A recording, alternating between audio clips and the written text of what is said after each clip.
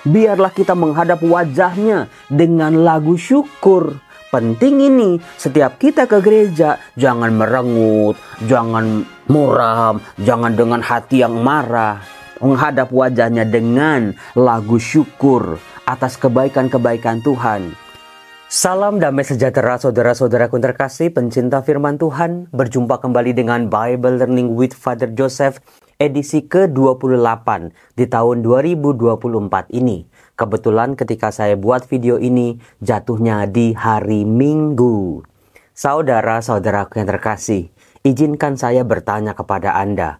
Biasanya kalau malam Minggu Anda itu ngapain sih? Waduh Romo, nanyanya kayaknya udah telat Romo. Kalau nanyanya waktu kami masih muda Romo, ya pasti pacaran lah. Ya pasti ngapel lah. Ke rumah idaman hati lah Romo. Tapi sekarang udah tuwek begini Romo, ya malam minggu ngapain? Nonton Bible Learning, ya di rumah, kumpul keluarga, nonton sinetron, atau aktif dalam kegiatan-kegiatan di paroki, di gereja, di tempat pelayanan-pelayanan kita masing-masing. Saudara-saudaraku yang terkasih, persiapkan betul-betul hari Minggu kita dengan hal-hal yang berkualitas. Pasti hidup Anda akan semakin diberkati. Caranya bagaimana Romo? Sejak hari Sabtu saudara-saudara, betul-betul bersihkan hati, betul-betul baca firman Tuhan yang mau dibacakan di hari Minggu di gereja. Kemudian juga ajak semakin banyak orang untuk ikut ke gereja bareng-bareng. Kemudian juga berbanyak berbuat baik, perbaiki relasi kita dengan Allah maupun dengan sesama. Jadi, sesuatu yang berharga saudara-saudara, jangan sampai kita menerimanya sebagai sesuatu yang murahan. Memang berkat itu adalah kemurahan dari Tuhan, tetapi jangan kita terima sebagai barang murahan. Persiapkan hati kita supaya ketika kita kebaktian, perayaan Ekaristi, di gereja, kumpul bersama umat beriman yang lain, berdoa bersama, memuji Tuhan bersama, memohon Tuhan bersama-sama, merayakan Ekaristi bersama-sama, itu berkatnya luar biasa. Misalnya ya, kalau dalam perayaan Ekaristi dimulai dengan tanda kemenangan Kristus, di mana pastornya kan dalam nama Bapa dan Putera dan Roh Kudus. Amin. Saudara-saudara, Tuhan Yesus pernah bilang, bila 2-3 orang berkumpul atas namaku, aku hadir di tengah-tengah kamu. Jadi, baru sejak awal perayaan Ekaristi saja, betul-betul kita menghadirkan kuasa kasih Tuhan. Allah sendiri hadir dalam diri puteranya. Melalui apa Romo? 1, ketika banyak orang berkumpul dalam nama Yesus. 2, ketika firman Tuhan dibacakan. Bacaan pertama, Mazmur tanggapan. Bacaan kedua, bacaan Injil. Yang ketiga, ketika pemecahan roti. Itu baru dari awal saja. Kemudian saudara-saudara, imamnya biasanya langsung ngomong apa? Tuhan bersamamu. Itu bukan formalitas, bukan gaya-gayaan saudara-saudara. Gayanya juga bukan Tuhan bersamamu. Ya nggak begitu. Tetapi seorang imam betul-betul menghadirkan kuasa kasih Tuhan. Gerakan tangannya, Tuhan bersamamu. Betul-betul berkat yang diterima dari atas disebarkannya kepada seluruh umat. Nah, ada sesuatu yang menarik saudara-saudara. Ketika kata-kata pengantar gitu ya, seorang imam mengajak umatnya untuk membersihkan diri, mengkoreksi diri, menyadari dosa dan kesalahan, bahwa kita tidak pantas di hadapan Allah. Maka kita bersihkan pikiran, bersihkan hati, bersihkan tindakan. Mohon ampun pada Tuhan, sesali dosa-dosa kita. Bagaimana kita mohon ampun pakai hati, seluruh diri kita. Tuhan, aku menyesal Tuhan atas segala dosa dan pelanggaranku. Jadi enggak kayak seorang koruptor yang pura-pura nyesel, cuma ngomongnya cuma di mulut doang, tetapi hatinya mah enggak. Tuhan itu melihat hati saudara-saudara, bukan apa yang tampak di depan mata kita. Kemudian juga Setelah mengaku dosa, lalu Tuhan kasihanilah kami, bukan? Ada 3 kali diulang, Tuhan kasihanilah kami, Kristus kasihanilah kami, Tuhan kasihanilah kami. Kenapa Tuhan kasihanilah kami itu 3 kali? Ya supaya mengajak manusia sungguh-sungguh mengalami pertobatan. Baru setelah itu doa pembuka yang didoakan oleh para imam yang memimpin perayaan Ekaristi. Namanya itu doa presidensial. Doa yang diucapkan oleh pemimpin Ekaristi, yaitu para imam. Nah, saudara-saudara, di poin paling itu jangan bengong. Jangan pura-pura main HP. Jangan lirak kiri, lirik kanan. Ketemu kenalan, hey, hey, hey. Ketemu sana, hey, hey, hey, gitu. Betul-betul ikut berdoa. Memohon, bersyukur, berterima kasih, meminta merata pada Tuhan. Satukan doa-doa Anda sebagai umat dengan doa para imam ini. Para imam itu jembatan, perantara antara Allah dengan umatnya. Tetapi ikut serta dengan pikiran, dengan hati, menyatu dalam doa yang didoakan oleh para imam ini. Nah, setelah itu apa saudara-saudara? Gampang lah Romo, langsung dibacakan bacaan pertama. Kemudian nanti ada Mazmur tanggapan. Saudara-saudara, ini dia ini. Namanya juga Mazmur tanggapan. Adalah sebuah tanggapan manusia terhadap pewartaan firman yang dibacakan dalam bacaan pertama tadi. Maka penting buat kita mendengar, menyimak betul-betul. Seringkali di gereja soundnya nggak bagus. Gak jelas nih lektornya ngomongnya. Atau Anda berdiri terlalu jauh dari speaker. Udah ada anak-anak nangis, ada anak-anak lari-lari. Maka penting tuh di hari Sabtu Anda baca dulu bacaan-bacaan yang akan dibacakan dalam perayaan Ekaristi. Sehingga Anda betul-betul nangkep. Meskipun sayup-sayup, oh saya sudah baca tadi malam. Berbicara tentang kasih Tuhan misalnya. Berbicara tentang tawaran Tuhan untuk mengajak umatnya hidup dalam kemurahannya. Berarti bacaan pertama adalah misteri Allah. Misteri keselamatan Allah yang mengundang manusia. Allahnya udah begini. Udah mengulurkan tangan. Udah buka tangannya. Tapi manusia seringkali cuek bebek. Salah satu ungkapan yang paling jelas adalah ketika di Mazmur tanggapannya diem aja. Banyak sekali Mazmur tanggapan dinyanyikan. Namanya juga Mazmur, doa yang dinyanyikan. Ada ayat-ayatnya di situ. Singkirkanlah penghalang sabdamu, cairkanlah hatiku yang beku, dan bimbinglah kami di jalanmu. Itu salah satu Mazmur favorit saya dari Mazmur bab 95. Terhadap tawaran kasih Allah, Tuhan, tolong Tuhan, singkirkan penghalang sabdamu. Bagaimana kalau dalam hari Minggu ini dibacakan kitab Ulangan, dari bab 18, bagaimana Allah berjanji, Allah akan mengirimkan para nabinya untuk bersuara, berbicara atas nama Allah. Kita umatnya harus mendengarkan suara pertobatan para nabi. Jangan nabinya kemana, kitanya kemana. Atau kita menutup telinga kita rapat-rapat terhadap pewartaan para nabi. Demikian juga para nabi yang bersuara atas nama Allah tidak boleh tipu-tipu. Semuanya harus diterimanya dari panggilannya, dari pertulusannya dari Allah. Itu bacaan pertama, Ulangan bab 18. Kita umat beriman harus mendengarkan. Panjangkan telinga kita untuk mendengar sapaan para nabi, yaitu suara Allah sendiri. Maka saudara-saudara, jangan seperti orang-orang Israel dalam perjanjian lama. Hampir semua nabi berujung dengan kematian, ditolak, dihina, diusir, disiksa, direbus. Bayangin coba, para nabinya dibunuh satu-satu. Allah mengulurkan tangannya. Karena apa? Relasi Allah dengan umat Israel waktu itu hancur lebur. Ketika ada ketidaksetiaan, ada ketidaktaatan, orang Israel malah menyembah dewa-dewa bangsa lain, hancur itu. Nah, Allah mengajak, ayo damai yuk, melalui para nabi ini. dengan bujukan, diingetin lagi apa yang sudah Allah berikan kepada mereka. Mereka sudah dibebaskan dari perbudakan Mesir, mereka sudah dipimpin di padang gurun. Tapi ini dia, sama seperti orang yang tidak pernah menanggapi firman Tuhan.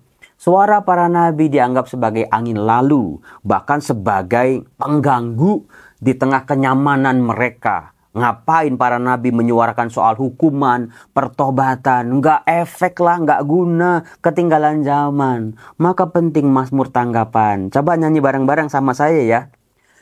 Singkirkanlah penghalang sabdamu, cairkanlah hatiku yang beku, dan bimbinglah kami di jalan-Mu.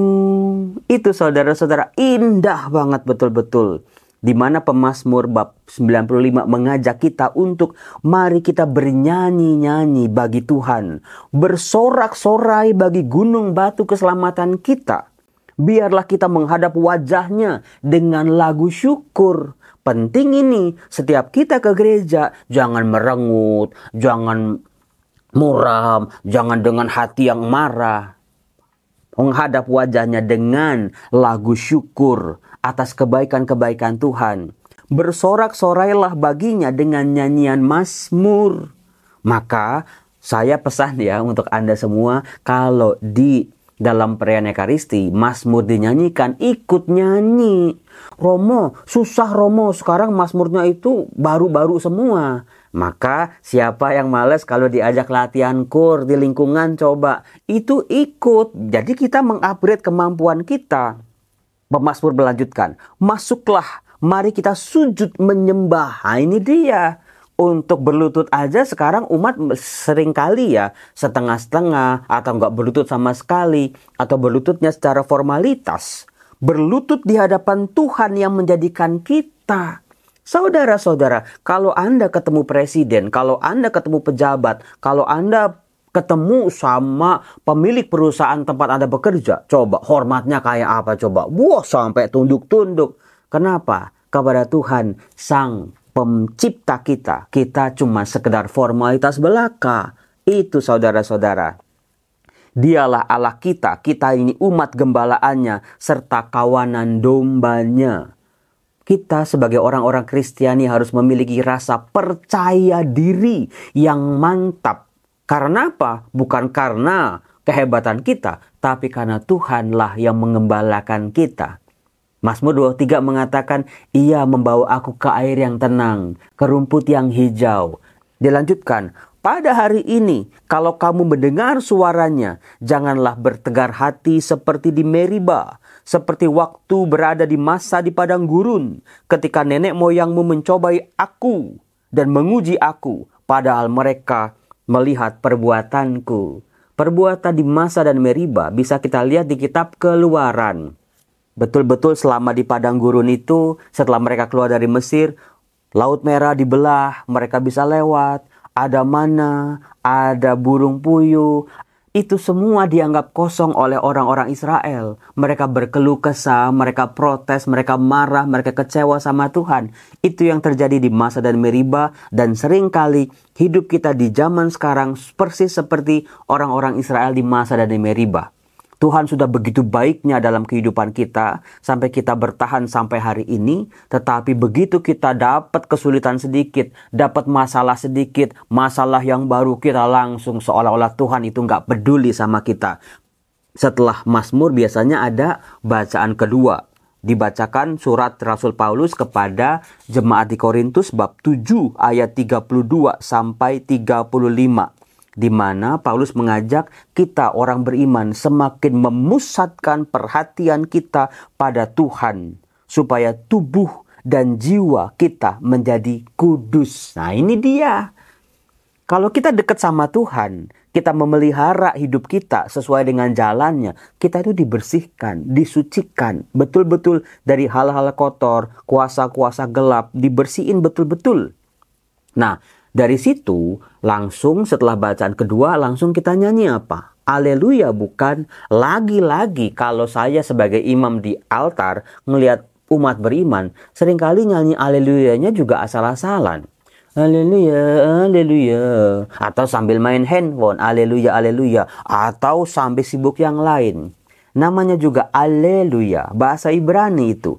Alelu, marilah kita memuji. Yah, marilah kita memuji Tuhan. Kalau Anda dipuji sama orang lain, tapi pujiannya setengah-setengah, pujiannya nggak tulus, pujiannya ada udang di balik batu, Anda suka apa enggak? Ya nggak suka lah Romo. Jangan lakukan itu kepada Tuhan. Pujilah Tuhan. Karena Tuhan memang layak dipuji. Semua puji-pujian kita serahkan pada Tuhan. Bahkan ketika kita dipuji karena kita bisa, karena kita mampu, karena kita hebat, jangan dipendem buat kita sendiri. Lemparkan pada Tuhan. Tuhan, semua puji-pujian demi kemuliaan-Mu. Karena Engkau sungguh baik. Nah, baru di situ kita betul-betul mendengarkan bacaan Injil. Bacaan Injil yang dibacakan itu dari Markus bab 1 ayat 21 sampai 28. Diceritakan bagaimana Tuhan Yesus membuat banyak orang tercengang. Entah para muridnya, entah orang banyak yang betul-betul mendengar, menyaksikan apa yang dikatakan, apa yang diperbuat oleh Tuhan Yesus. Kalau bacaan hari Sabtu kemarin, itu bagaimana danau yang bergelombang, yang sedang mengamuk angin taufan. Tuhan Yesus cuma bilang apa? Diam, tenanglah. Laut menjadi, danau menjadi tenang, teduh sekali. Lihat dalam bacaan Injil itu kita harus betul-betul bacanya itu detil, teduh sekali. Bukan cuma sekedar teduh, tetapi teduh sekali. Kuasa Tuhan ini sungguh luar biasa. Demikian juga dalam bacaan Injil hari ini. Roh-roh jahat yang menghinggapi beberapa orang betul-betul mau membongkar identitas Yesus secara instan. Tuhan Yesus tahu ini godaannya nih untuk orang-orang yang sedang terpukau dengan dirinya. Untuk orang-orang yang betul-betul baru saja menyaksikan mukjizat demi mukjizat yang dilakukan oleh Tuhan Yesus. Kalau cuman iblis diizinkan untuk membongkar siapa Yesus, orang-orang banyak itu belum siap hatinya. Relasinya belum tercipta. Nanti mereka ikut Yesus cuman gara-gara hal-hal yang heboh, hal-hal yang hebat, hal-hal yang luar biasa. Tapi nanti kalau masuk dalam kesulitan, dalam penderitaan, mereka lepas dari Yesus. Itu yang Tuhan Yesus tidak mau. Kalau identitasnya dibongkar sejak awal oleh kuasa-kuasa roh jahat.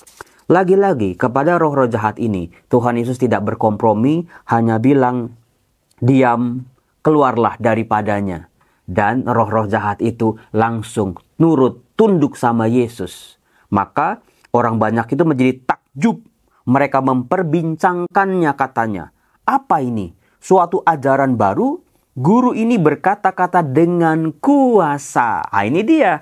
Kuasa inilah yang dijanjikan oleh Allah kepada para nabi dalam perjanjian lama. Para nabi diberi kuasa untuk menyuarakan suara Allah.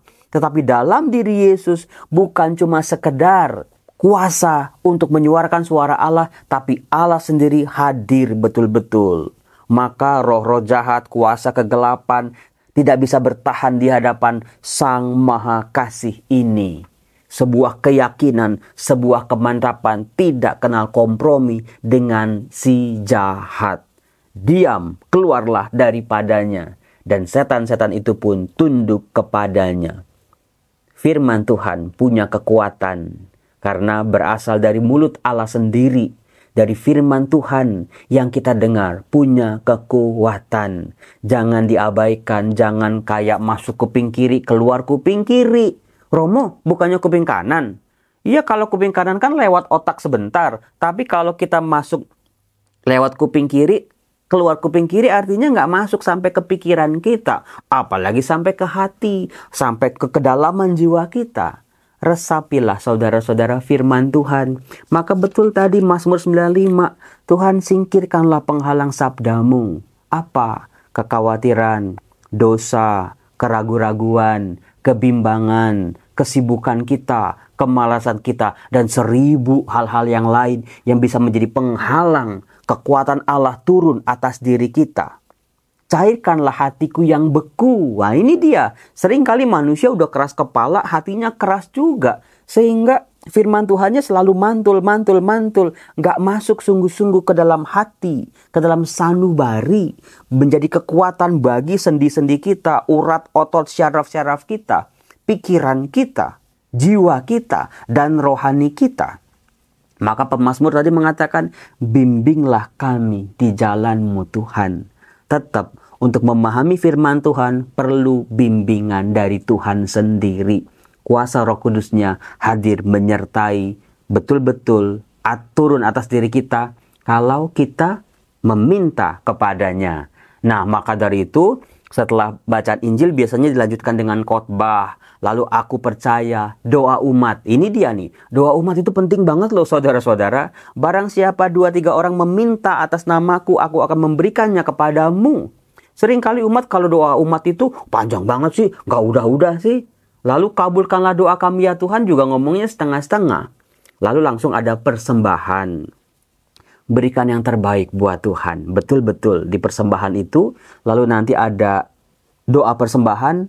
Persembahkan betul-betul. Jangan cuma imamnya aja berdoa. Anda juga ikut terlibat dalam doa-doa imam itu. Pakai hati, keseluruhan diri Anda. Lalu yang paling krusial sebetulnya saudara-saudara, sebelum kita masuk ke dalam doa syukur agung, di mana terjadi perubahan roti, anggur jadi tubuh dan darah, itu ada privasi yang ditutup dengan yang namanya lagu kudus. Saya seringkali menyanyikan itu. Kadosh, kadosh, kadosh.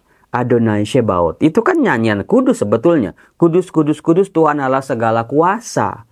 Tuhan itu yang kita percaya, Tuhan yang memiliki segala kuasa. Adonai Shebaot bahasa Ibraninya. Bukan Allah yang setengah-setengah, yang bisa nggak mantep. Tapi Allah yang punya segala kuasa. Iblis, setan, roh-roh jahat, roh-roh kegelapan, santet, pelet dan sebagainya. Nggak ada apa-apanya di hadapan kuasa Allah kita. Pegang itu baik-baik. Baru setelah itu ada konsekrasi. Disitulah puncak dari perayaan Ekaristi. Dilanjutkan dengan penerimaan komuni kudus. Lalu ditutup nanti dengan doa penutup dan berkat. Sepulang Ekaristi jadi berkat buat orang lain. Mulai ketika Anda keluar dari gedung gereja, tukang parkir, tukang dagang, orang-orang sesama jemaat, sesama umat, nanti di jalanan, di rumah, di mall, dimanapun Anda berada, berjuang untuk jadi berkat. Saudara-saudara, itulah bagaimana kita bisa menikmati Ekaristi Kudus, supaya jadi berkat buat hidup kita. Amin. Amin. Salam, Tuhan berkati.